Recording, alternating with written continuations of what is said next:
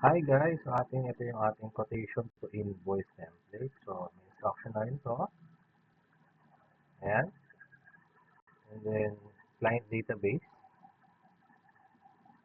So, magkukumpit pa rin ito ng quotation and sales mo. So, pwede ka maglagay na ng expenses mo. Item database, so lagay mo dyan. So, dito sa quotation, ayan lang, pwede ka mag-insert ng logo. Saka, day-to-day na yung date. So, valid until, pwede ka maglagay. Quotation number ay automatic.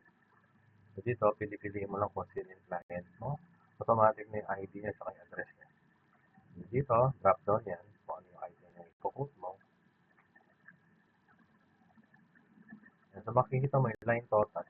Nagtototal na siya mag-isa. Ayan, hanggang doon. Ayan. Okay? And then, pag pinugunan po, pupunta na yun dito sa database. And then, pupunta ka na sa invoice.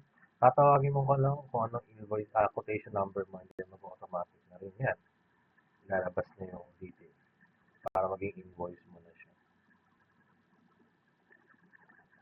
So, that's it. That's the quotation and to invoice template. Thank you.